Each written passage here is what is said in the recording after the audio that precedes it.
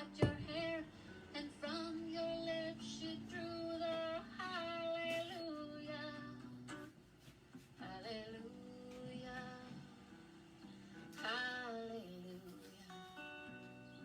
hallelujah, hallelujah.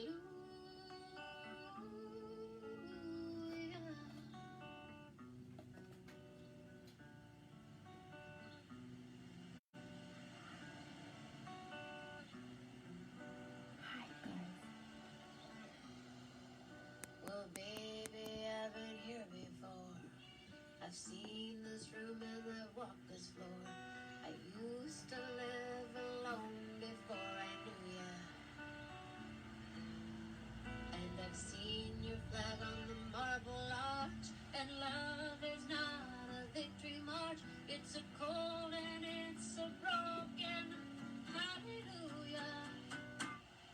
Hallelujah. Hallelujah. Hallelujah. Hallelujah.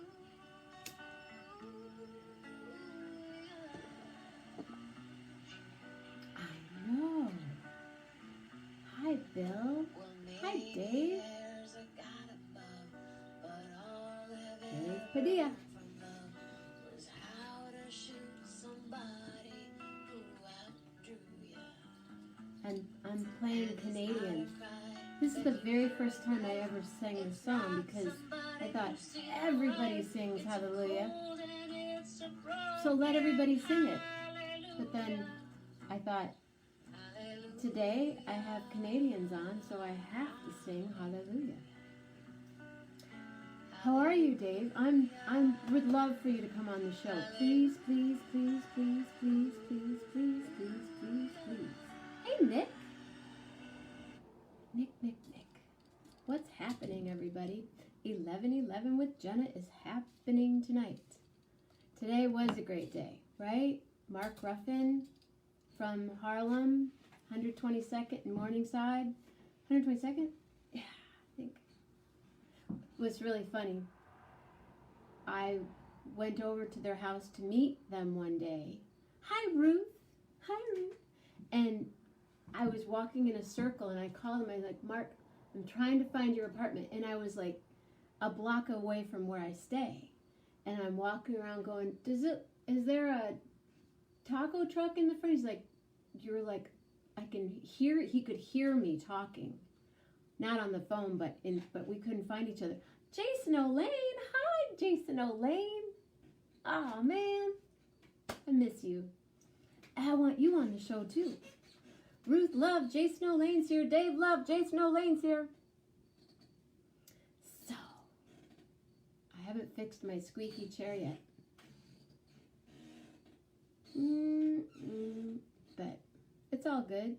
So, yeah, Mark Ruffin today, and Matt and Susan tonight, and tomorrow day is we meander. If anybody wants to pop on, they pop on, and then tomorrow night I do my song meditation, and then Tuesday day, whatevs, and then Tuesday night Alex DeGrassi, Wednesday, whatevs, Wednesday night my friend Coquelicot, and then Thursday night Corona Roki International.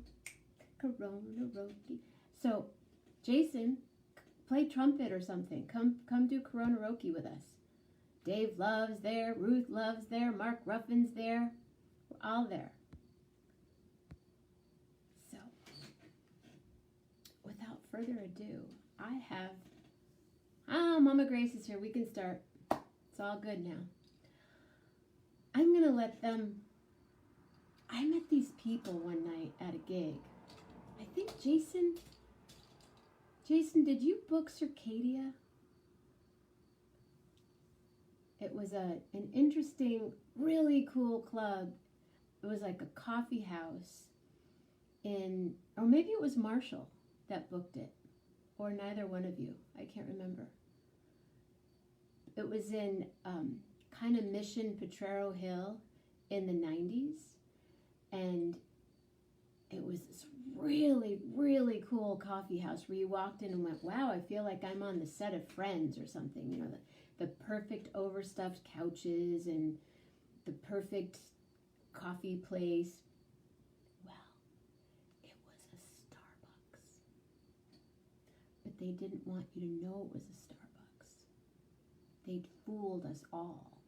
They had a bar, and one night I was singing something, and the guy came up and he was like, you know, I said something, I don't know, I said something on who knows what I said. I said something and it wasn't quite right. But John R. Burr used to call it Fohemia. Oh yeah, you're playing at Fohemia tonight.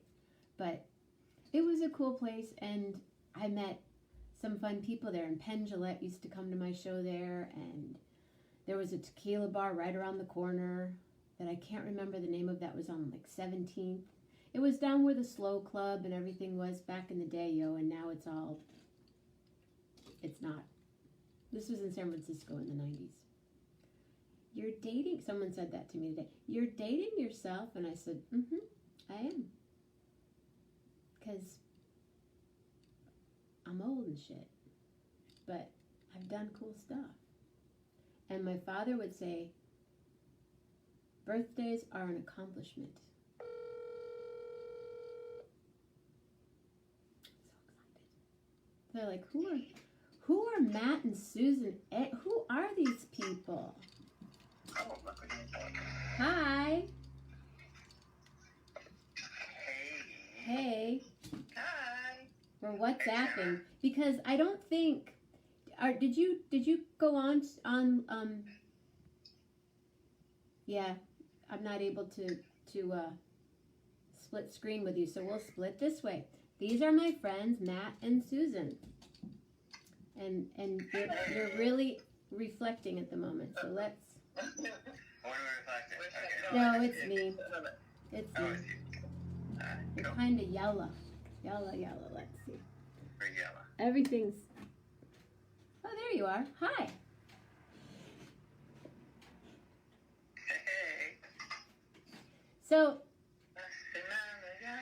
I don't know how to describe you guys. I mean, I look at your when you know how when they say about on Facebook, like I'm saying this to everybody, like about like, and they say info. You went to high school somewhere. Well, these two have this unbelievable list of accomplishments, and really, you do. And I sang at their wedding. It was at Circadia, right? We met at Circadia. We met at Circadia, yeah, totally. You got this whole story right. Totally remember it. Yeah, every minute. I think Mark said it best this morning. You want to describe us? We're FOJM. We're friends of Jenna Mammina. And that's... Well, that was fun today. It was so good. That was really so fun. Good this morning. So good. And there's a lot of New Yorkers on right now, and there's New York and Austin and Michigan, and it's coast to coast, and you are in Toronto, so So we're going north. here we are. Can we just go south? We have some Texas people the other day. Texas tonight too, Austin, Texas. That's nice. Oh yeah. Mhm. Great. Can you guys hear okay, or should I do this? Is that better? I can hear you. We can hear you fine. Oh, you I can? don't know if Okay. commenters can hear us. I don't know what the delay is like, but it's like the magic. Okay. I feel like we're looking through the looking glass. Yeah. So Matt was It's like just saying, backstage. yeah, like, exactly. We feel like we're back. Matt was just saying he knows what you said that night at Circadia. You know, you were singing with someone else. So that night we went down with an old friend of mine from like not from my high school, but from high school, who was visiting San Francisco. We went to Circadia. There were Amy Sylvester. There were like 10 of us. We were at a long table. My brother was there, David, and we were just having a great time. We did not know it was Starbucks either. I found out months after, because well, at first I think my friend whoever, I think it was Jason, but whoever it was, I was working, I think Andre and I, it was either Andre and I or Robin and I would play there, and they would get the check, and then they would pay me. And then I started getting the checks, and they said Starbucks on the, and I was like, Starbucks? Yeah. Can't hear the guests that well, but I'm perfect. Okay. Well, we gotta talk out. We gotta speak up. What can we do? I need one of those snowball mics. That's what I need. Oh, We have a mic. go out, Mike. It's not Yeah. you, it's that they can't hear. Go into your. Oh no, you know what? We're coming on her phone, and then they can't hear. Is that better, Bill? Bill's my sound Oh, no. man. We could talk. Hello. We could sing. Hi, No, how's we it could- working? That's one thing we don't do. No, that's Jenna's job. But I even think my brother was there that night as well. Really? I know you were with another woman on stage. You were doing a duet or something at some point. And the funny thing, the reason I remember this is because I embarrassed myself because I was there with my brother. We were talking, and we were just having a good time, and we get along so well. And then I went up and afterwards I said, "Are you guys sisters?" Because your rapport was just so, I don't know, there was something about the duet you were doing. I just thought, oh, I wonder if they're sisters. You seem like family. I don't even know who it was. Maybe someone on this call. I don't know. But it just struck me, and I loved it. And so I don't know. And then we said, do you do weddings? That's the part I really remember. Like, do you do weddings? And then did we meet for pupusas? We did. You introduced me, pupusas. Yeah. You know what? Until this moment, I thought it was empanadas. I forgot. But you're right. Pupusas on in the Mission, In the Mission. like 16th or 17th. Mhm. That is absolutely right. So good. So good. And that was the beginning of history. And will that be 20 in August? It was 20 last August. 20. 21. Well, we met you. I mean, that was the wedding, but we met you maybe, like, I mean, it must have been Yeah. 6 months or something beforehand. Yeah. But so good. And then we've been, I don't know, we've been friends ever since. Yeah. We've been going Well, to you guys concerts. will show up at a gig. All of a sudden, I'm doing a gig somewhere, and oh my, wow, you're at a gig in Berkeley, or you came to that one gig at that house concert. House concert. I think it was Susan's birthday. Yeah, that guy was freaky. We think that he had cameras in the bathrooms where we would change. Oh, did you, like, for the house concert? Yeah, he'd always say, "Why don't you come a little early and you can change and you can hang out?" And I'm like, "Well, I only live a couple miles away." "No, really, but just come and bring your clothes and you can change." And Well, that is not okay. That's So we- not, yeah, a couple of other women, they were like, "Is that guy kind of?" Yeah, we stopped playing there. all But right. then we went to Well, dinner after that too at Salt. The dinner was awesome. Mhm. Salt. God, you have an amazing memory, Jenna. Mm-hmm. Yeah, it's like that eternal sunshine of the spotless mind. Sometimes I just want to go, just pull that part out so I don't have to remember that, and then remember all that cool stuff. But yeah, I do. I remember, like, I know everybody. I'm looking at my friend Janelle Michelle Burdell. She's in Pittsburgh. Bill's in Boston. Joe's in L.A. Grace is in St. Joe, Austin. I don't know where John Jaffe. Sorry, John, I don't know where you are. He's in the cloud. He's in the cloud. Matt, I don't know about the cloud. We're all in cloud. Matt's been really helping me a lot and getting these things together, so. We've been working on Jenna's tech stuff. It's good. You'll see people. You'll see. I love what you've been saying about taking the show on the road, Jenna. Mm-hmm. Wouldn't that be fun? Yeah. I think 11:11 on stage. Have a someone to interview and then perform and Mm-hmm. yeah. That's Because if I'm doing it on the west, if I'm on the West Coast, it's 8:11. So it's a perfect time, for someone, to book us, because I would be doing it with Melanie Demore, who's been on since the beginning. Oh, there she is. Melanie, I think you were on like the second night, and she scrolled through and stayed and then sang like the third night, and yeah. So I've been doing this for a while now. unbelievable. We were just talking about that. Mm-hmm. Twice a day, every day, without fail, since March, whatever it was. Something. I mean, lockdown. That's a stamina. incredible, aren't I? You're incredible. Well, for many reasons. This is, yes. Always. So, Just add the long list. so back to your info on your Facebook page. I mean, if I read it, y'all would be like, I'm going to bed. Because they're just doing it. Because you've done, did you sponsor TED Talks? Like, that's just one thing. And you worked at Oracle, and you worked at Snapfish, and I'm like, what? What's the way? Maybe we should tell their story. Do you want to tell how we started? Well, just how we met and who we are. He was the They intern. don't know. I was the intern. I was the baby. But it wasn't like that. Let's be clear. Let's just all be clear. Yeah. So Matt worked at Silicon Graphics, where I was working. These were the buildings that is now the Google campus in Sunnyvale. But that was when Silicon Graphics was big and Google was yet in the back of anybody's mind. Now we're dating ourselves. Yeah, now we're dating ourselves. Those are the coolest computers in the world. Silicon You don't know Graphics. what Silicon Graphics Vince is. Nakayama? Silicon Graphics? Wait, let me think. I knew someone at Silicon Graphics. Okay, sorry, I'll be quiet. At the time, it was like, these are the computers that made the dinosaurs in Jurassic Park. And everybody would go, ooh. Yeah, now you can do that on your PC. Just that laptop. She was the coolest ever because she was working there. She was like a full-blown adult, and I was just An intern. I was the intern. I was just there for the summer, hanging out. Yeah. And now, 1995. 95. Yeah. And we used to, but all of those of us who lived in San Francisco at the time felt like, when you can live in San Francisco and it's so close, why would you live down the peninsula in Mountain View? And all the people who worked there who lived in Mountain View were like, why on earth would you commute all the way to San Francisco when you could live here?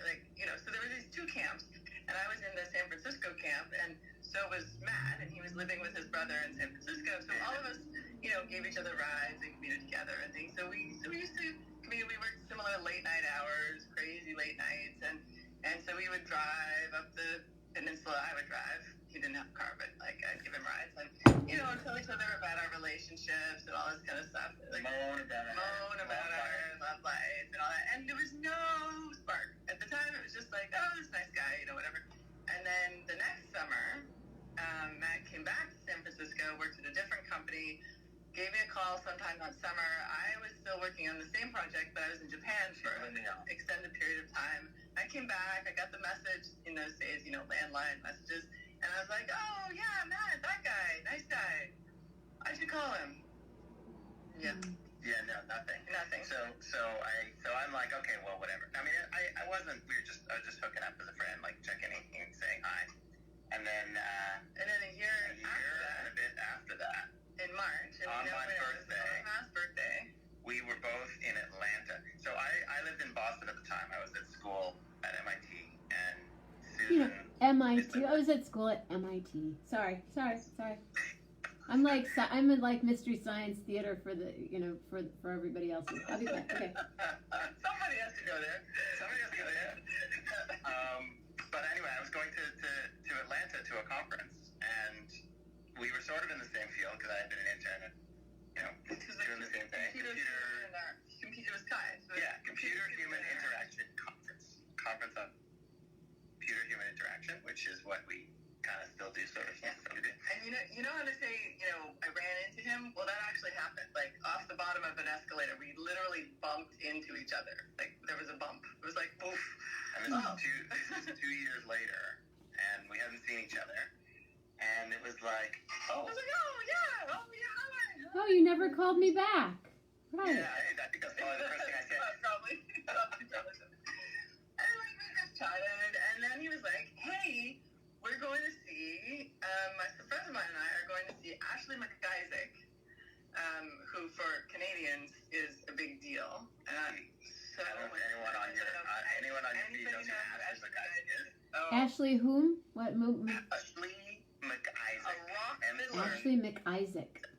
He was big in the 90s in Canada. Rock fiddler from Cape Breton or from someplace east. Amazing, but rock, like almost, not punk, but grunge rock fiddler. Fiddler with attitude. Yeah. Anyway, And he was like, hey, we're going to see Ashley McIsaac in this tiny little bar in Atlanta. So we were, 5 feet away. It was Matt's birthday, and we all went out and danced, partied, and then it was like, hey, that's kind of fun. And then we went out again the next night. And then we skipped the rest of the conference. And then like hanging out on hilltops, talking. Yeah, just to be clear. Yeah, that was good. Yeah, that was good. So I don't know why we told the entire story, but that's. And now you were at MIT, and where were you, Susan? Were you still in the Bay Area at that point? Yeah, I was still in the Bay Area working at SGI. She was done with Stanford by then. So we're gonna be named up. She was at Stanford. He was at MIT, and she was at Stanford. Did I tell you guys these are like the smartest people I know, but they're cool too. I mean, not that cool people aren't smart, but they're like I could hang out. Like we go and hang out, right? I've been to both MIT and Stanford. I've performed at MIT, and I've performed on Stanford's campus. That's awesome. Cool. That's totally cool. What was the context that you performed at MIT? Right? It was with a guitarist by the name of Stefan, and it was just something that I can't even remember. It was part of a sound, some kind of a sound. See, I can't even remember what it was. It was a sound. It was somebody who was doing an experiment on sound. Oh, cool. And they invited him to be there, and I happened to be in town, and so I went and sang with them. That's totally great. But I couldn't explain the science behind it. I love it. I love that. I think I couldn't get a better voice for it. Oh, Perfect. thank you. So you were at Stanford, and you're at MIT, and you decided to, get. What Yeah, happened? we bi-coastal. I was going to say, by that time I had bailed. I figured to get a PhD, you really have to want one. It's like this, you can't just go and think it's the next step on this progress ladder or something. It's like you kind of, it was, no. So I jumped ship from there into working in Silicon Valley. So I was done with Stanford by then. And so I was working, and Matt, and we dated long distance for a year. That was funny because we kind of, when we met in Atlanta, we didn't actually become a couple at that time, but we kept in touch. And then over the course of calls and emails and all that stuff, we sort of decided we were dating. But we weren't in the same place. We were actually bi-coastal. So I was not bi-coastal. I was in Boston. She was in San Francisco. And so it ended up being months and months and months until later we saw each other. But the next time we saw each other, we were like a couple. Committed. Yeah. Really committed. Yeah. So and so there's this weird meet your boyfriend, meet your girlfriend kind of feel, like mail order. So there was you were emailing each other. Right. And so we had long phone calls, emails, texts. We had these little pagers. Yeah, okay, that was I was wondering what the technology was during this courtship. We didn't know cell phones. Alphanumeric pagers. Yeah, that was alphanumeric pagers. Yeah. Full messages, one line long. Yeah. And so it was a bit like COVID. I mean, we didn't. Our brains were connected, but our bodies were pretty separate for a long time. So, yeah. And then you moved to the city together. Did you, when you became boyfriend, girlfriend, did you move in then?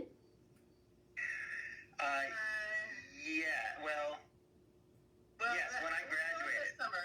Well, you stayed with me for the month of January. I spent a month with her. And then when he graduated, he moved in. And then we got a place together. Where was your apartment in San Francisco, Susan? 1375. Before. Mine was on Hartford, I think is the name of the street. It's one off the Castro. It's just behind the Castro. Amazing. And I had 2 roommates who were awesome, and we had this nice little house. Right in the heart of the Castro. Wow. Should have bought. And then they sold the house out from under us. We had to move it anyway. Should have bought it. Should have bought it. Yeah, you should have. We all should have bought. Yeah. Should have. Good.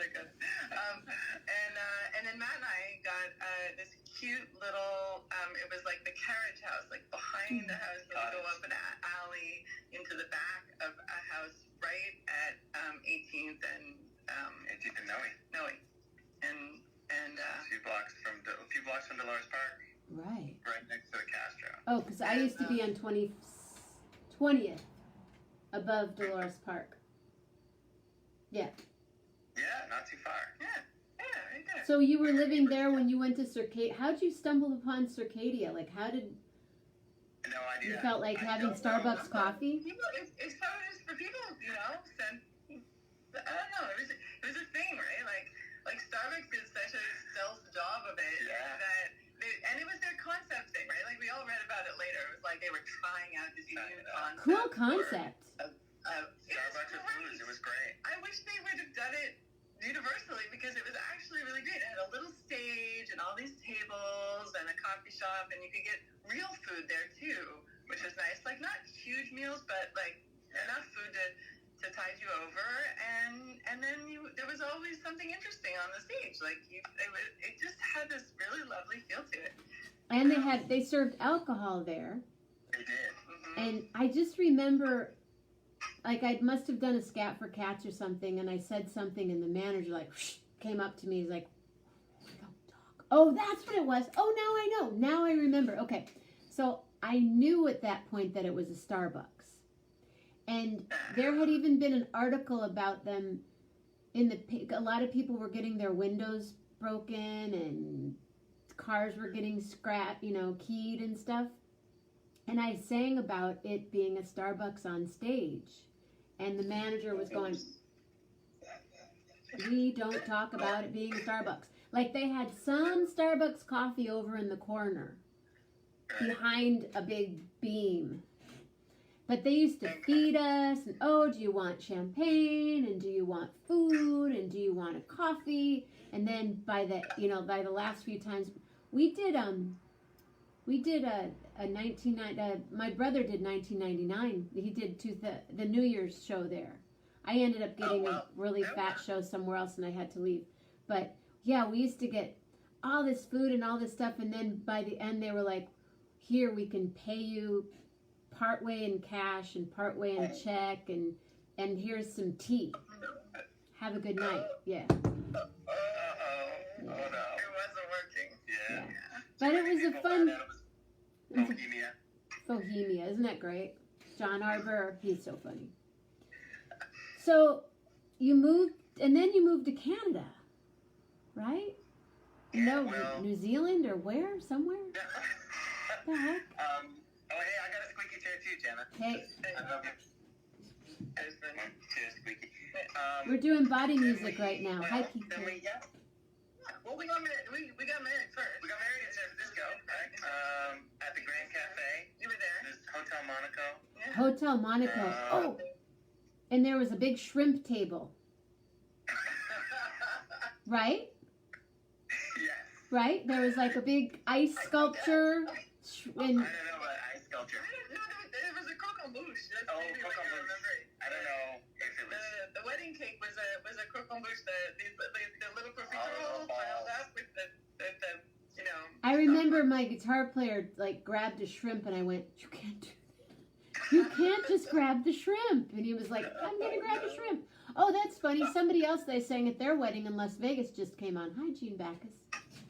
It's wedding night. These guys I sang at their wedding 21 years ago in August. This is Matt and Susan Gorbet, and these are their children. They have children. This stays on my refrigerator. We stayed at Jenna's house briefly, and she wasn't there. I was We on to the tour. Lopez.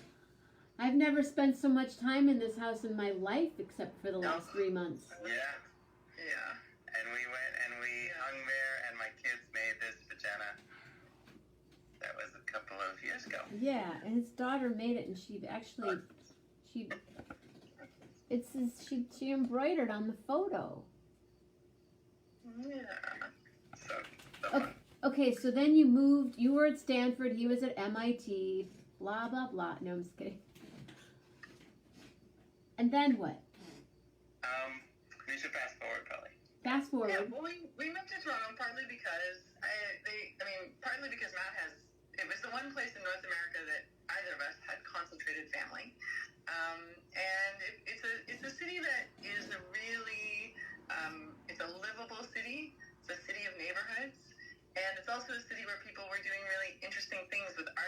technology, and that's the world that we're living in and wanted to be in, and so that is the combination of things that brought us here.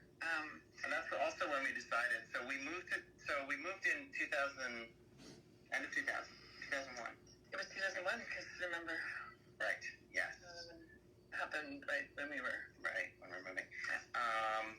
But within 6 months, we moved to a new country, bought a house, had a baby, and started a business together. So we've started working together. So we didn't work when we were in San Francisco. We each had different jobs.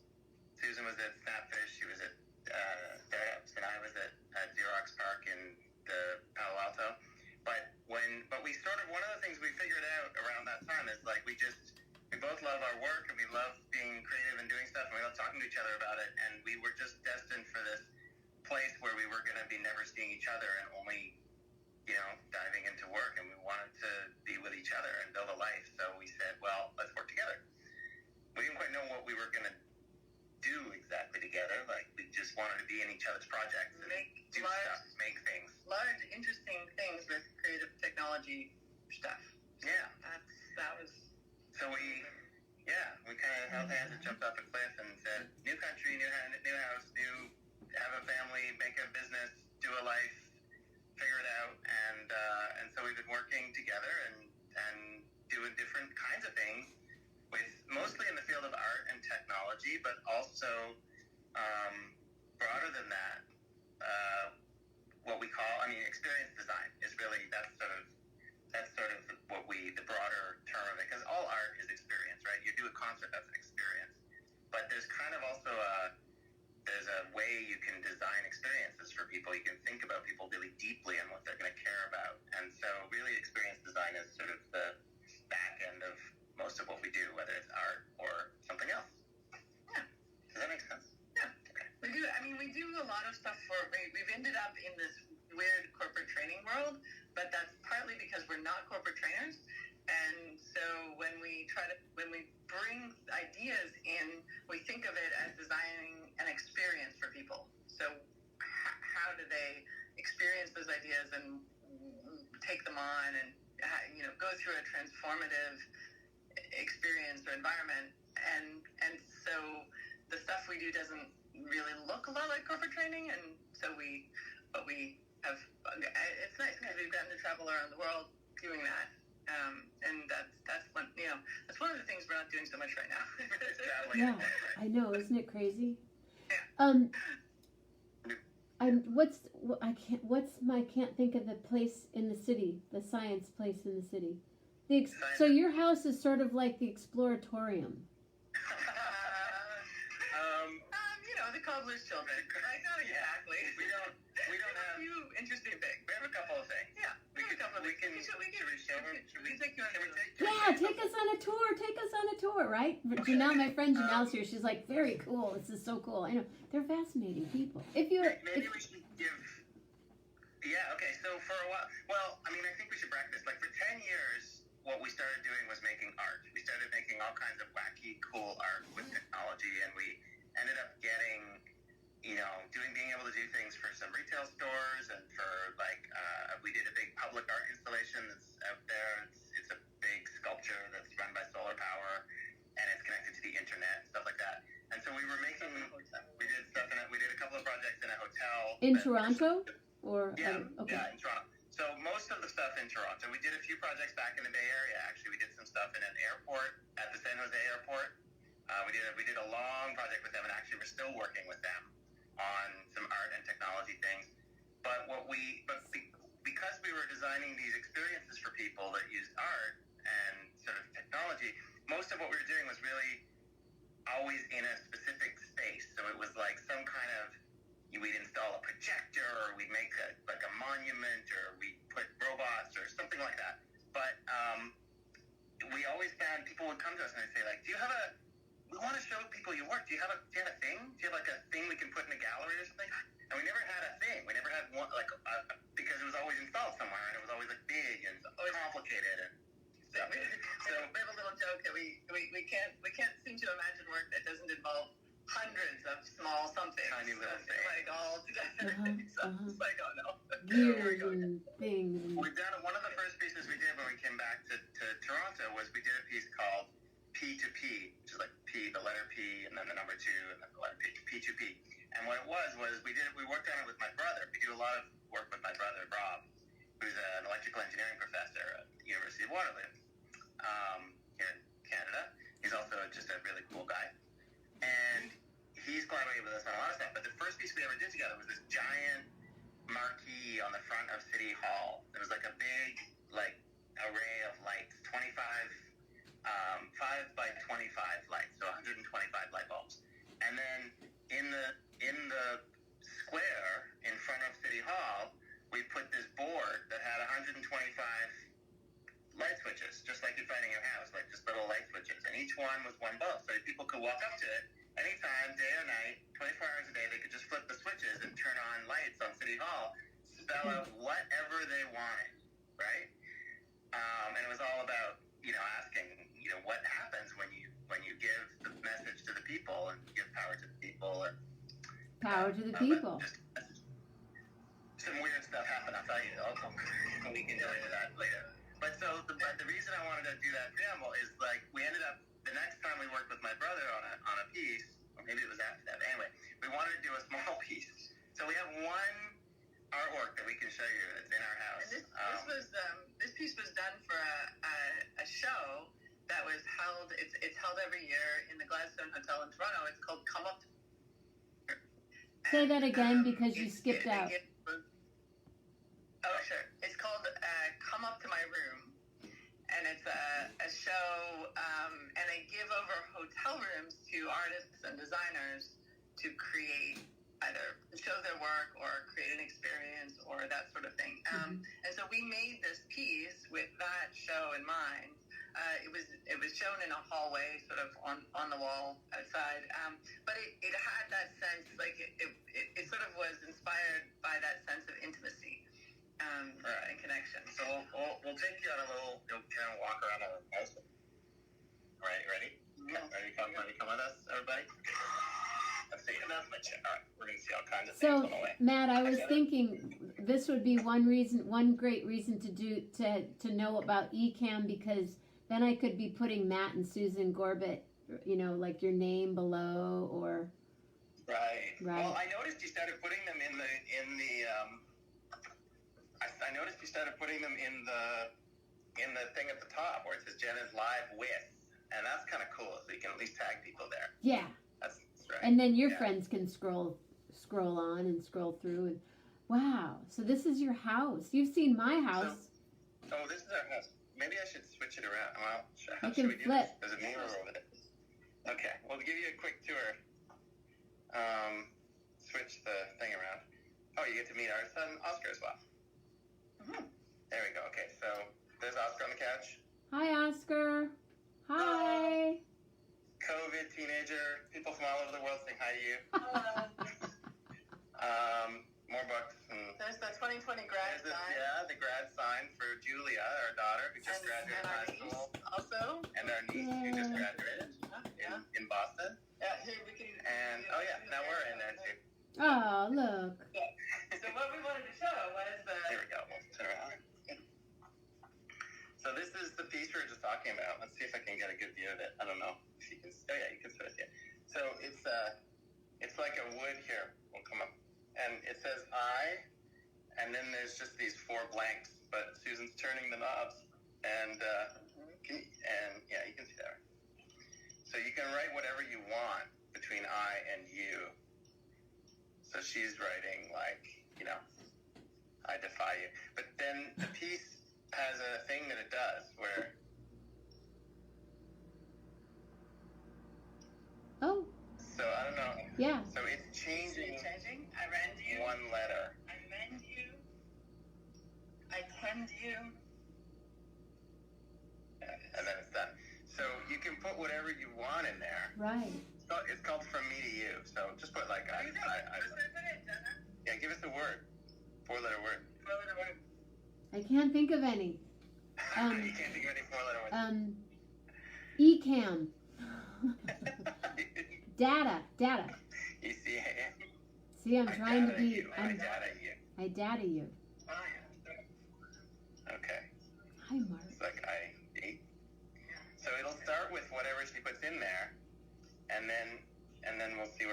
Their names will be at the top. My friend Janelle, she says she swears she knows you. Did you ever live in Pittsburgh, Susan? I size you. I size you. No, but I have family from Pittsburgh. I sire you. I wire you. My grandmother, my grandparents were Pennsylvania Dutch. Oh wow! Pittsburgh.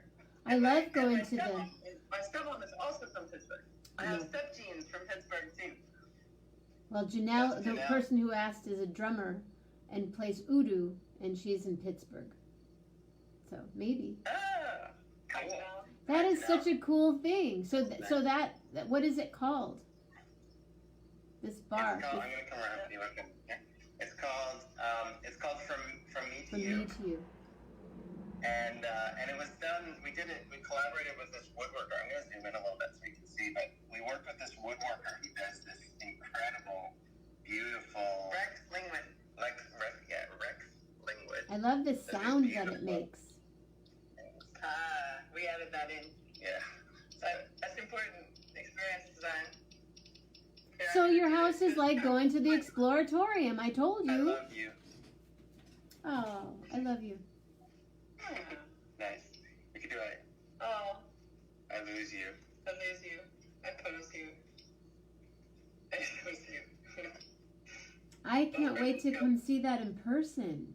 I doll you. you. I pull you. So we don't ever really know what it's gonna say. That's the. So do you call that interactive art? Absolutely. Yeah. We like to think of it like, there was this scientist who was trapped. It was in love but was trapped in a terrible lab accident in a laboratory and got caught trapped inside the box.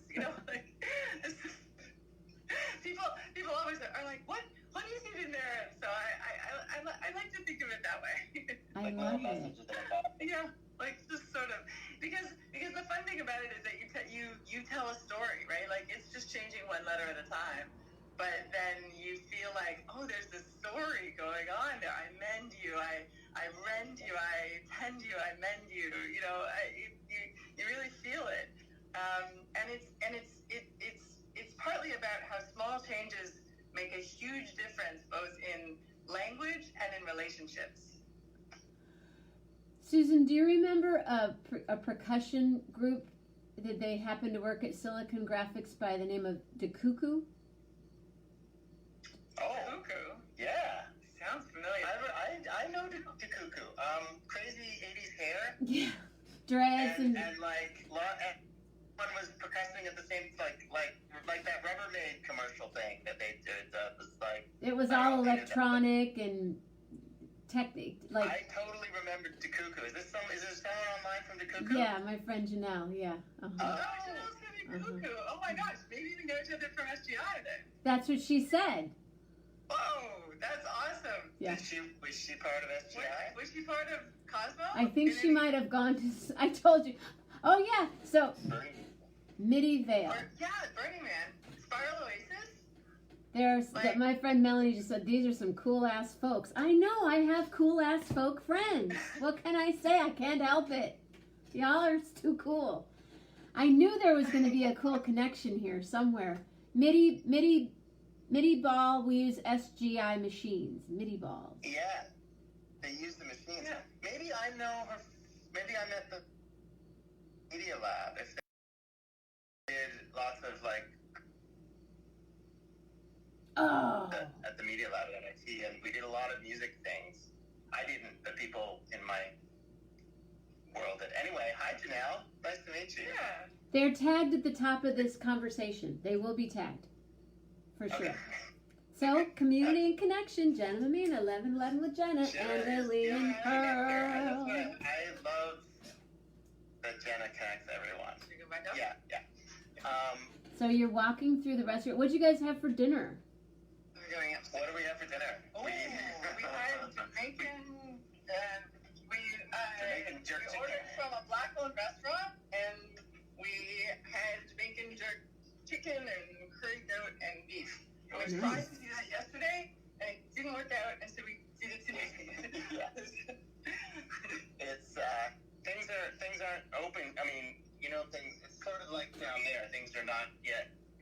open, but you can pick up. Well, you come to Michigan, everything's open somehow. Oh, really? I'm not. I am not open. Hi, Dave Love. Dave Love is here. We've got Dave Love and Ruth Love and Roxanne and Melanie, the Regs, the usuals, and Janelle. So yeah, Janelle, you guys probably knew each other at Silicon Graphics. I'm telling you. That's fabulous. So you. The apostrophe cuckoo. Yeah. I totally remember. Yeah. Totally. I'm trying to remember from where. I guess maybe that's or whatever. Nice. So you guys did you use? I can't ask her a question. I guess I can ask her a question. But I wish I could bring her on. I could bring her on, but she should do it. She should do a thing on your show. She has. She's the Udu player. Oh, okay. I think I must have missed that one. But they had all these cool interfaces. You could physical interfaces and like all the like. Candace and gloves. Yeah. I'm trying to think of a woman. There's a woman named Pamela Z. Have you heard of? I know Pamela Z. I used to do gigs with her. There you go. Yeah. She did lots of loops before loops were cool. Oh, see, I just invited Janelle, and she just the guest declined the live video. All right, Janelle. Well, you guys can talk.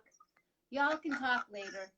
We'll talk later. That's cool. Bean. Oh yeah, Bean. Bean was the other person. Yeah. Bean. Yeah. Bean. I don't know. It's weird. It's like parts of my brain. Anyway, It's funny how networks work, isn't it? It's funny how connections work. That's why I love doing. For a while, I was doing TEDx. Yeah. So tell us about that. You actually did you were you like the host? I hosted it. I hosted it and curated it, which meant that I kind of decided who. Well, not decided. TEDx Waterloo, not TED. Be careful. You got to be careful. This is like TEDx is an independent thing, but it's modeled after TED, and we had to get a license from TED every year to do it. This was back in 2010 to 2013 with some really close friends, or people who became really close friends of mine, who I met because I wanted to do it. They were looking and yeah, they were. So the way that used to work, I think it still works the same way, but the way it worked is, so TED was this like amazing conference, the TED Talks and all stuff, and everybody wanted to go to TED and all stuff. And I had gone to TED in 2008. I had gone to TED, and then when they started the TEDx thing, which you can now see all over the place, and there's TEDx here and TEDx there, they made a rule that you could. This was really clever. They said anyone, anywhere can host a TEDx event, but in order to make sure the quality is still high, we're going to make it so that you can only host a TEDx event with up to 100 people attending. So small, little events. And they had a bunch of other rules. You had to show some of the official TED Talks in addition to your local speakers and stuff. It was very clever. So people would start doing these things. And the idea was, once you've done it a bunch of times and you really got into it and you show you were kind of committed and you knew what you were doing, they could let you do bigger and bigger ones. But there was a loophole. If the person who was organizing this TEDx event had been to TED, like the real TED, then you got around that. You could skip that part and you could have more people. So a bunch of super ambitious people who had gotten together, who were students, actually, at the University of Waterloo, they called me. They found me somehow. They found me through my sister-in-law, who's also a professor at the University of Waterloo. My brother's wife. She's also chair of a department there, actually. The systems engineering Systems design, yeah. The what? What? Systems design engineering. It's awesome. That's Mode. Anyway, we could have a whole show about Mode and Rob. You guys have to come back. You know that, right? Yeah. This is part one. Okay. So, long story short, so I got a call out of the blue saying, hey, will you help us run this TED event? Because we want to have 500 people, not 100 people. And we want it to be cool. And we want it to be great. And we don't know who's coming to speak. And let's just do it. So we all kind of, it was super energetic. And we made it up as we went along. And I basically just called all my friends. It was like 11:11 with Jenna. I started calling people and said, hey, you had 500 people there. Do a thing. And to get up on stage. And they actually had too many people because we couldn't serve them all lunch. We didn't have space, but it was, and then the tech didn't work, and it was. But by the third year, you had 1,500 people. By the third year, we had 1,700 100 people in the audience, and we had 12 speakers and 2 bands, and that's how I met my friend Peter, who you just met. He was the musical speaker, musical person at our thing. He came back a couple years in a row. Sweet man. So that was just so much fun. But the coolest thing about it, the coolest thing for me about TEDx, doing TEDx Waterloo, was that through doing that, I got connected to other people who organize TEDx events who are all over the world. So now friends on Facebook and all over the world who we talk to all the time. And it's been about 7 years since I've done one, but we're all connected and we're doing things. And through that, we've gotten into other groups and communities and stuff. So it's all about networks, Jenna. You know it, right? Yeah. And through this whole 2020, are you both working as much as usual? Are you working differently? Or you're not traveling? You have 2 kids. You had a daughter graduating, so a lot going on in your home. Yeah, A lot going on. yeah. Well, I'm heads deep in a project right now.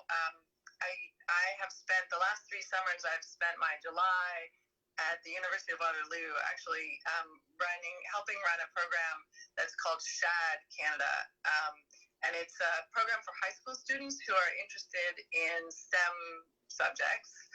They apply from across Canada, and then they get sort of farmed out, cross-pollinated to universities, campuses all over the country, except they won't send you to one where you're from.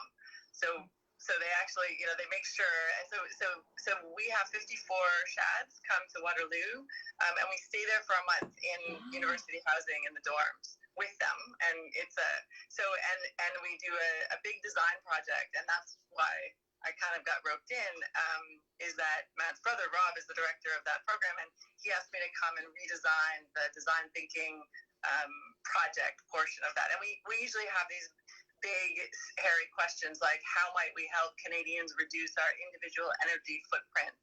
Or how might we help Canadian communities become more resilient in a natural disaster? That type of big problem.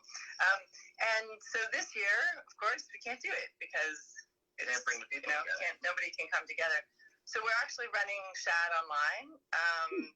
And we're really excited because, it would have been very easy to just say, okay, here's a speaker series in July. We're going to invite some people and have them speak. But we're not doing that. We're actually trying to, in some ways, SHAD is so much about community and about creating such an intentional community of people and having them meet each other and make connections that really last their whole lives. Matt went to SHAD 28 years ago. I was a SHAD when I was in high school. Yeah, and still knows people, still, has those connections. And so we're creating an online design project, and they're also spending time in their house time, and then we have campuses, and the campuses are named after stars. So there's Betelgeuse and Arcturus and Rigel, and 600 kids. Yeah, 600 kids. 600. So, 600. That starts in. Yeah, it starts July 4th. 5th. So it'll be a Zoom conference. Yeah, so 2 hours a day of. Yeah, well, 2 hours. 2 hours a day of synchronous, what we call super synchronous time or universal time. Everybody all together. But then there's other times where they're meeting up in design groups, or there's other content and things they can see asynchronously. But it's really only 2 hours a day, because it's not like, it doesn't make sense to do 8 hours a day of programming. Right. But there's a lot to be. Anyway, it's really exciting trying to figure out how to take something like this. And then there's a partnership, which they've announced. Yeah, it's really I have to think this one through. A partnership with Blue Origin and Luna Design and Innovation. So the SHADs the design project is that they're going to make a project to design an experiment that will get sent up on a rocket. Blue Origin is a company that makes rocket ships. That's going to get sent up on a rocket. Yeah, so one will get selected and actually will they'll have the chance to spend a year afterwards really truly designing it and sending it up. So that's pretty exciting. Guys, How cool. I know. Space. And I get to work with space scientists, which is the best thing ever. So Andrea, she's part of our design team, and the other day, she there was that launch, and she was like, a few days before, she's like, so we have this meeting on Wednesday, and I was hoping that we could just take a break so we can watch the launch together. I was like, you're awesome. yes, we can. Like, let's absolutely do that. Because you're so cool. That's so cool. Well, I would love to have you on sometime while I know you're going to be busy, but if there's an 11/11 during that in July that you could come on and just kind of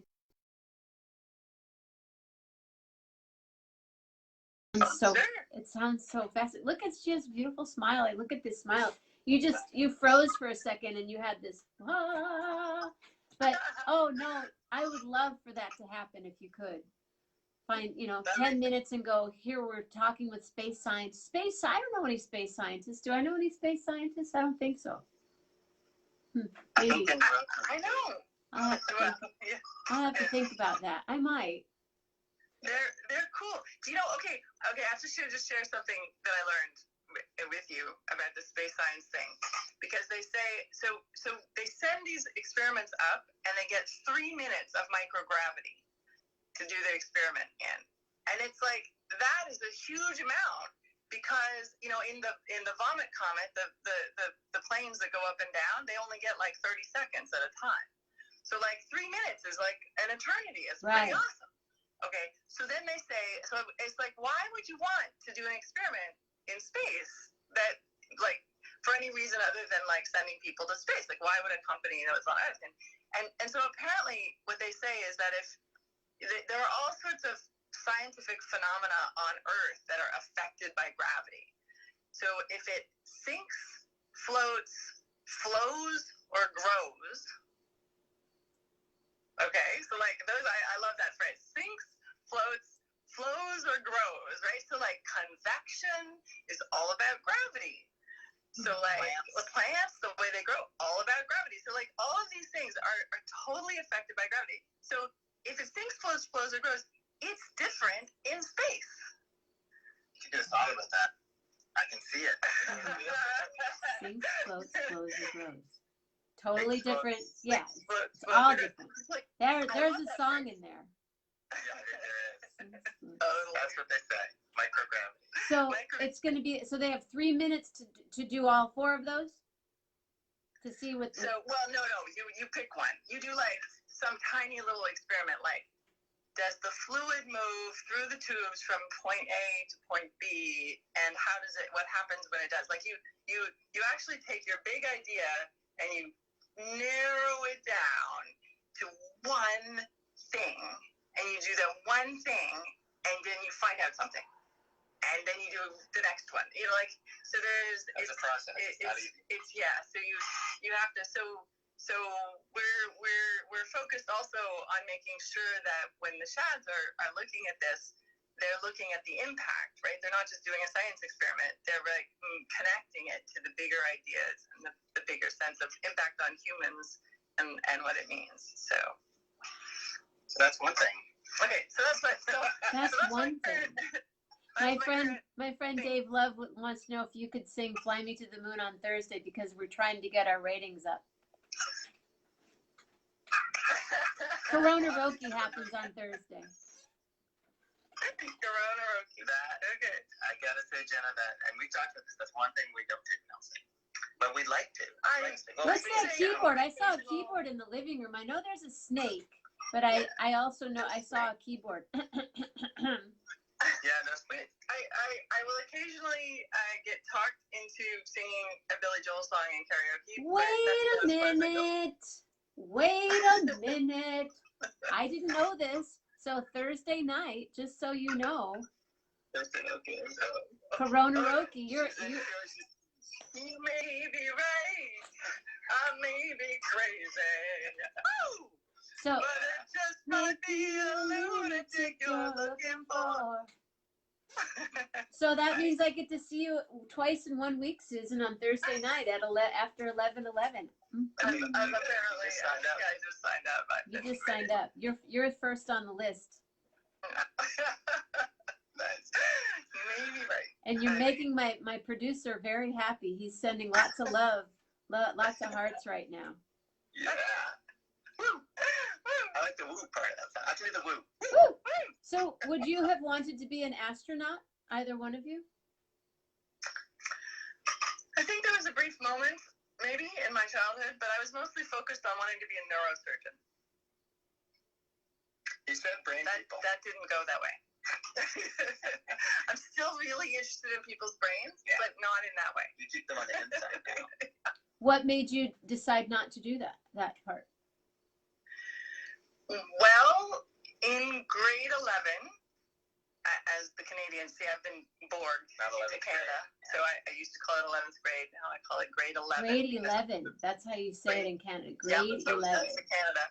Yeah, it was. You can spot Canadians. Yeah, it once outed me on a playground. I said something like first grade or second grade, and another parent said, "Oh, you're American, but you're so polite." Yeah, I do like when Canadians. I'll do some conferences sometimes, and they'll be like, "Oh yeah, I have some American friends. I like some of them." Or they say, "And do you have salmon in America, right? You have salmon in the States?" Salmon. They say. I've never heard. Must be from. Down in Mexico, when I lived in Sayulita, there were a lot of Canadians down in Sayulita. Yeah. So grade 11. Great. Yeah, in grade 11, I took my first physics class, and I was like, "Oh, there's more to science than just biology," and that was good. That was a good thing, right? And then your life went. And then you became electrical. So then I thought I was going to university to do a dual degree in electrical engineering and theater, because I was gonna build. Technical theater was my thing, and I was gonna build the sets for like Phantom of the Opera, the crashing chandelier. Mm-hmm. That was me. That was my plan. Cool. And then things at university didn't I had my computer science classes, and I was really fascinated by them, and I took a psych class, and I ended up with a dual degree in computer science and psychology. So kind of one thing led to another, and it was sort of like you can either you can teach people about computers, or you can teach computers about people. And so I decided to go teach computers about people, because so cool. This is a necessary thing, design thing. Matt you had a similar accidental origin story. Why I did your techie stuff, which is that, it's funny because we're finding ourselves telling our kids now this too. It's like you can't predict, right? You can try to do stuff, but you don't know. You're going to meet things, people do things. So for me, when I was in grade 13, because back in the day, Canada, in Ontario, there were 5 years of high school, so we went to grade 13. Oh man, I don't know if I could have done grade 13 or not. Okay. Wow. Okay. Well, the great thing about grade 13 is you do the same amount of high school, but you do it in more years, so you have a much better social life and more relaxed.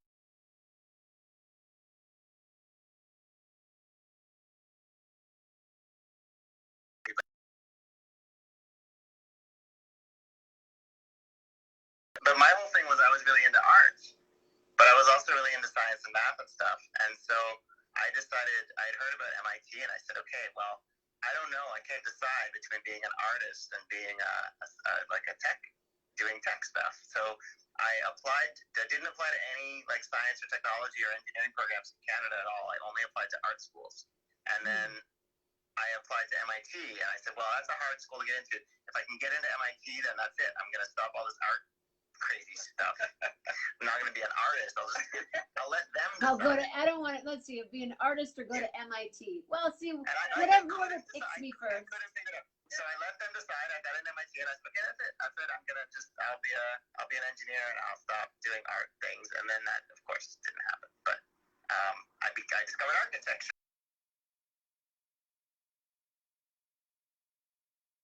And did an art architecture undergraduate degree. Well, But okay, so Aren't they cute? They're smart and cute. When I got to campus, I thought I had applied to an undergraduate program. This is how smart I was. I thought I had applied to an undergraduate program at MIT called the MIT Media Lab, but I didn't even know, because I didn't do my research very well, that it's not an undergraduate program. It's a graduate school there. And I got there because at that school you don't apply to a certain program. You just apply to the school, and then once you're there, you decide what program you're going to do. So on my first day on campus, and when people started asking me, so what do you want to do? You want to do computer science, or what are you doing there? And I said, I want to do the media lab. And then everyone was giving me funny looks. And then one of them said to me, but that's a graduate program. Like, you're in your first year of undergrad. And I was like, oh, what does that mean? I didn't know. I literally I applied, I got accepted, and I went to the school before knowing that the program that I wanted to do was not available to me for another 4 years. So fortunately, I worked out. I mean, I ended up doing a lot of stuff there as an undergraduate because I was so excited about it. I would go over there and I would work with the professors there, and I worked with a bunch of other people there. And there was a talk about them starting an undergrad program, so they were really interested in getting lots of undergrads to come over. So I ended up, but that's how we smart. So then you did your undergrad at MIT and your graduate program at MIT? Yeah, so by the time I graduated from the undergraduate, I had already spent so much time in the media lab that I just kind of kept going and did 2 years there and did a master's degree there. So, I bet you know my friend Catherine. She was the assistant to the president of MIT. Oh, wow. Well, that's an awesome job. I did not meet her. I don't know if I'll send a photograph of her and you'll. Cool. Yeah. Wow. So how long did you live in Boston? I was there 6 years, just four undergrad, 2 grad, and then I got into San Francisco. Yeah. Oh, that's cool. Yeah. And then I sang at your wedding, and the rest is history. Yeah, sang at her wedding, and here we are. Yeah. Jenna, here we are. You guys are so awesome. Aren't they incredible? They are in love, and that my friend Ruth Love, who's in love with her husband Dave Love, just said, great smiles between them. They are in love and so beautiful. Aw, thank you, Love. The Loves, the Love Connection. The Loves are in Austin, Texas, and Dave Love is the producer of 11 or Corona Roki on Thursday night. So you're already. I'm sorry, Billy Joel is happening on Thursday night. Dave Love's name came up a bunch of times this morning. Dave Love and Mark Ruffin. Yeah. This morning show, Mark was. I had an ear-to-ear grin watching that. I watched the rerun, so I ended up throwing all my comments in your rerun feed. I haven't. And then I did my show after we did the concert, so I didn't. Everybody who's watching who didn't see the show this morning, you got to go rewind and watch it. I mean, there's so many good ones, but Mark was. He's great. That's his second time on. I sent it to 4 or 5 of my friends going, you just got to watch this. So cool. So. You are the most delightful couple. My friend Bill Winokur, who's from Boston. Oh. Yeah, cool. You are. That feels good. It's so cool. We like each other, and we've managed to stay working together as a team for 20 years. People are always like, how do you do that? It's very funny. We many people are like, you work together? I think a lot of people would not want that. Yeah. Yeah. And we say it's work. Like we had to learn how to critique each other's work and listen to that critique. And we're still working on it. Like we do it all the time. So it's not, it's not like, oh, yay, Yeah. And your smile is just there all the time. That's you. No, that's you. That's right. We're reflecting your smile. Because we don't always smile at each other. And I love your hat, Susan. It's a cool hat. We've talked about the hair. You have not had your hair. So is in Toronto. Actually, no. I did. My daughter did a little buzz. Cool. So I got rid of the giant coronavirus kerfuffle. So that's good. I still like my hats, but we've got an in-house. We got in-house stylist now. Mm-hmm. I colored my mom's hair the other day. Finally, she just looked at me. She goes, please do something with my hair. And I'm like, I've never, okay. And my friend Corinne sent me the tubes and dropped off another tube. And I was there mixing and coloring. And I'm like, yeah. So good. So, neon pink? It's good. It's cool. Neon pink? What color? No, she didn't do that. We thought about purple, and then we thought blue, because she's got white, like this beautiful white hair. No, it's kind of brownish, kind of pretty. She'll be on Corona. You'll see her on Thursday night when you're on Corona Roki. Mama Grace. Hair-colored hair. Yeah. Awesome. Yeah, she Hey, said Jenna, she's too young to go gray. Yeah, absolutely. Yeah. How's your floor? My It's still floor. Oh, I did find some other books that were wet today. Okay. She had a bit of a flood the other day.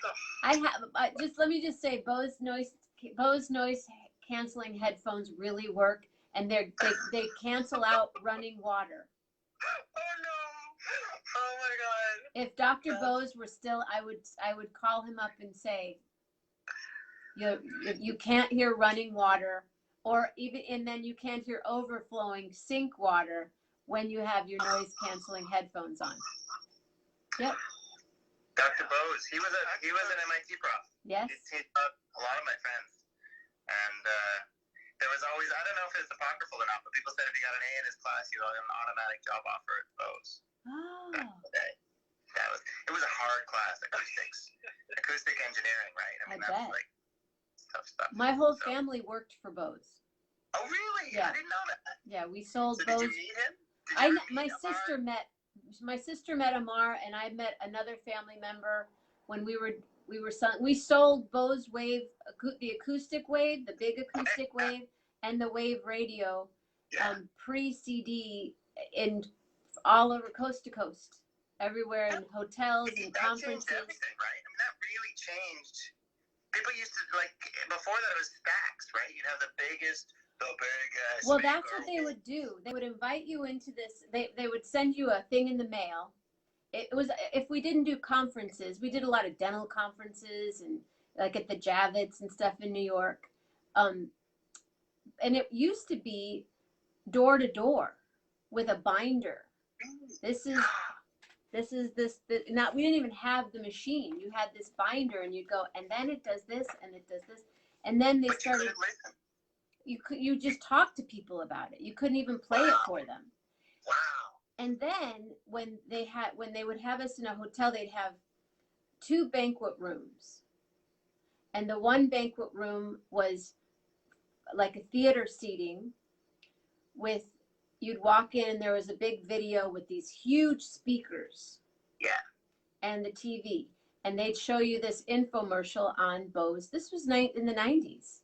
And they'd show you this, you'd be watching, the lifestyle, the wife turns on the Bose wave, the acoustic wave in the bathroom or wherever.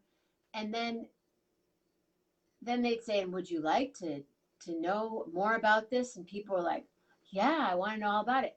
And then, it was my brother that did it. And he would take away one speaker and the speaker would be gone. And then he'd remove the other speaker. And there was nothing hooked to those speakers because they were fake. And then he would move the TV, and there was the little Bose Wave radio there.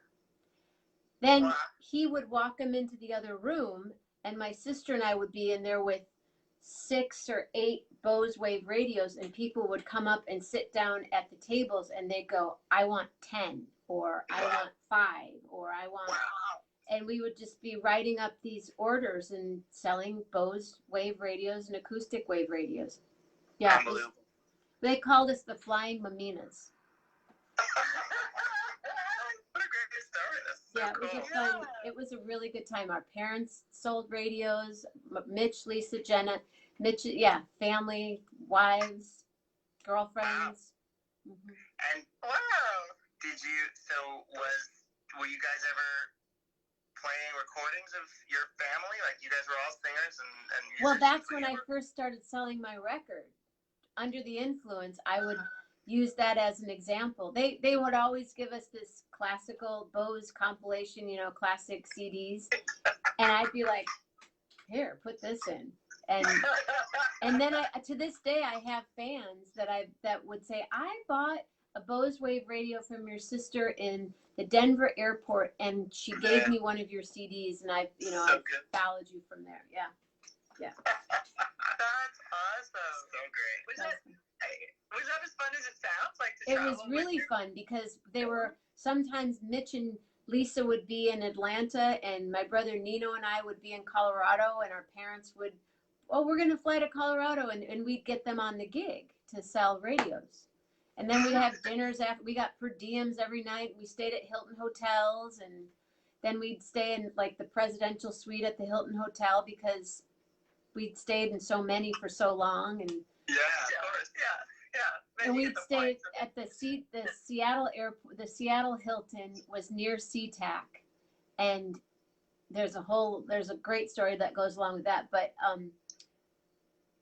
my sister and I would leave our suitcase with the security, with the people at the desk, and then she'd come for 2 weeks, and we had the same room, and then I'd go for 2 weeks and leave, and we'd flip flop in Seattle a lot. Wow. Yeah. Yeah. And then we introduced them to the radio. They still sell it at the Denver airport. They have their own little Bose standalone. Yeah. But you actually, you know how to make that sound. I know how to sell them really well. Well, it's all just. Matt knows how to model it in software. I know but the acoustic ways a little bit, but yeah. I wouldn't have gotten an A in Amara's class. Two of my favorite people in California, in Northern California, Paul and Machiko. I know they just got done playing at the Blue Wing, and I'm missing. Hi, Paul. There's I'm just, Skill. yeah, they're fantastic music.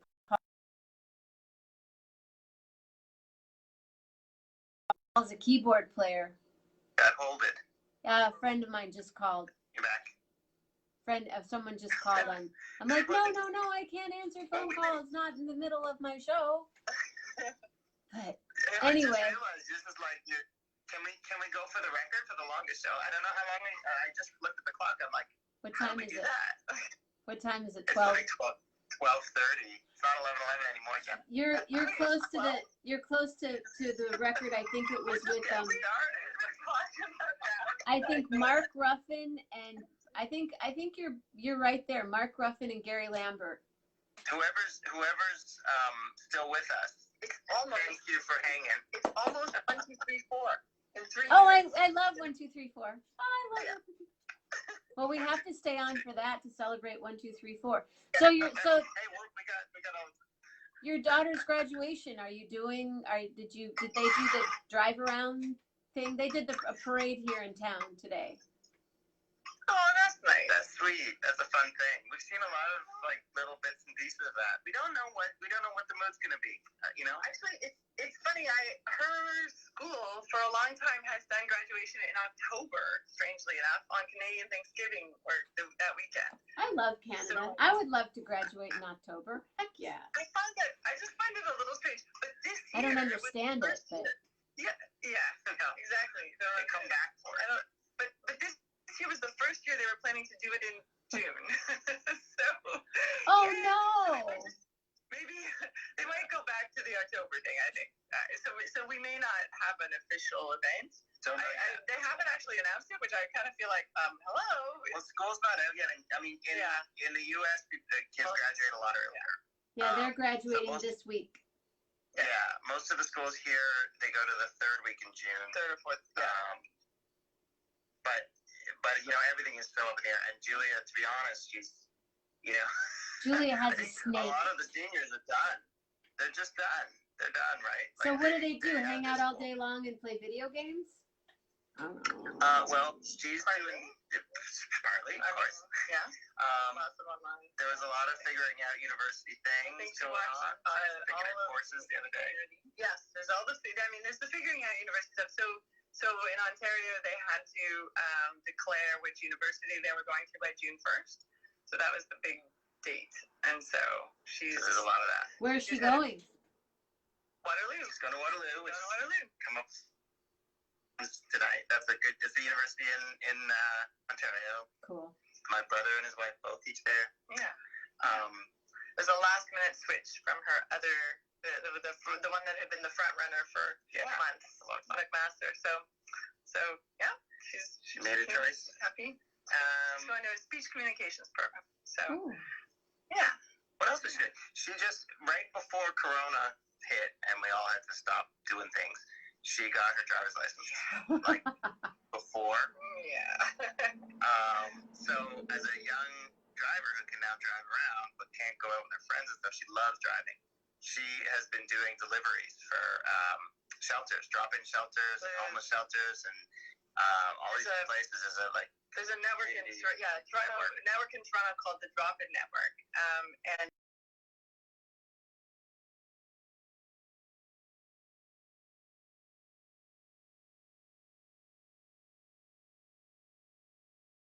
who ride bicycles, they don't have cars. They need to drive the things around. So we need to go. Sometimes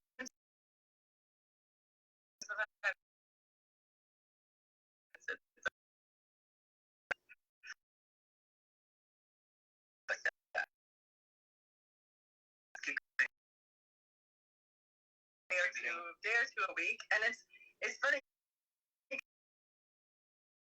teen, crazy, but it's kind of, especially early on when the roads were kind of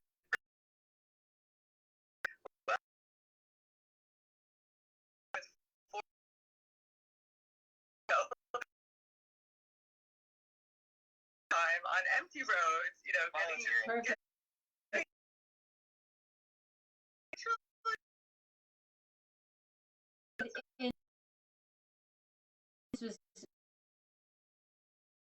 Perfect. This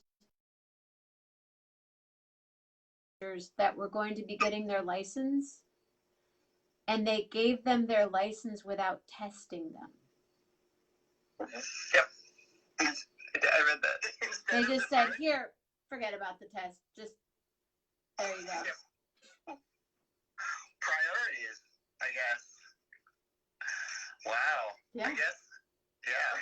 So if you're 16 and you live in Atlanta, party! We'll see how that social experiment goes. I guess they decided that if they delayed it, it would just back up and they'd be broken. Like they couldn't figure it out. So they're like, okay, amnesty. All you guys. And also, driving is so important.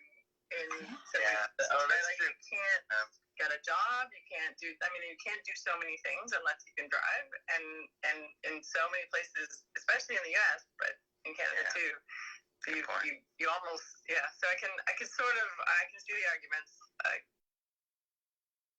Great. So Ruth is saying good night. She'll see you on Thursday. Machiko Shimada. Yeah, Ruth Love. Yes. Aren't they fabulous? Thank you. Oh, I just love, they'll come back. Will you two please come back? Sure. This is fun. We'll do it. We'll hang out with you. We'll hang out with you and your amazing people. Well, we can hang out and we could do this. We do. Matt and I sit here and I he's typing it all out and I'm writing out with my big old Sharpie and. We can just do that publicly. We'll just live stream that next time. Oh gosh. Watch me kind of stink into a chair. I'm gonna sing for you. I'll do some technology for you. Yeah. Well, I think what I would love to do sometime. I would love for us to do a project together. Ooh, that'd be awesome. That'd be super cool. We gotta do something with sound and music, and we gotta get Jenna. We gotta do some. Yes, well, that was my secret. I wanted to spend more time with you, so that's why I'm, hanging out and helping you out. But 11 is great. Everyone can spend time with Jenna twice a day. The FOJMs. I love this. Yeah, FOJM, Friends of Jenna Mammina. That was pretty cool. Yeah, Mark is a special person. Well, you'll meet him. So we'll just have a big 11-11. Maybe we'll do a destination gig or something. You know, We like should a do it week November somewhere. 11th, like November 11th, something somewhere, right? Yeah. 11. Yeah. I guess we missed 2011, but My friends, I have some friends that were married, and I've been wanting to get them on too. Lisa and Mike McKinley, they're both from St. Joseph, Michigan. They got married on 11/11/11 at 11:11 a.m. Whoa, so great. Mm-hmm. That's powerful stuff, Yeah. then. Yeah. So Cool. they're cool, and he plays mandolin, and they're you'll meet him, you'll see him. Well, thank you for asking me to sing at your wedding 21 years ago. Thank you for saying Thank yes. you for saying yes. And bringing all your people. That was so amazing. People still talk about that. It was fun. We were just saying, bizarrely, we don't have any pictures of you singing at our wedding. Wow. Yeah. Do you? Would you have them? Because I can't imagine I would love to see. None of us had cell phones at the time. Yeah.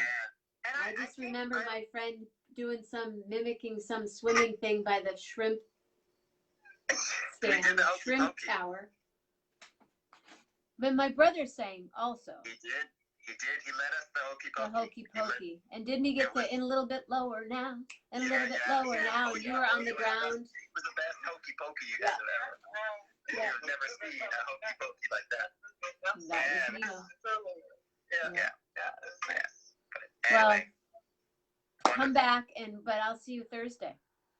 yeah, looks like you're saying Billy Joel. You may be right. Thanks, you guys. So tag your friends or tag yourselves in this and make a watch party, and your family can watch this as well. Sure. And we need to talk about June 30th when you're ready. Yes. We're ready. Oh, we got all kinds more info for you. Okay. Jenna's got a gig. Santa's Jenna's got got a a gig. Zoom gig. I got a Zoom gig. Zoom gig. Yeah. It's gonna be great. We We're talked it excited. all out. Yeah, I talked it all out earlier. Cool. We'll give you the deets. So, yeah. All right. Well, have a beautiful night, and thank you for Well, thanks sharing for your watching, art. people. And I'll see you this week. We'll talk. Okay. All right. All right. Bye, Jenna. Bye. Bye. Thank you. Bye. Thanks, guys. Wow. My heart is so full. Machiko Shimada. I know. I wish I could watch you. I missed you so much. Matt and Susan, thank you very much. And thank you, if Ruth, you're still here. And Jeff Metzger, thank you today for the donation. I really appreciate that. And Dr. Love, Dave Love, thank you. Thank you, thank you, thank you. It is. My heart is just, wow. There are just amazing people on the planet.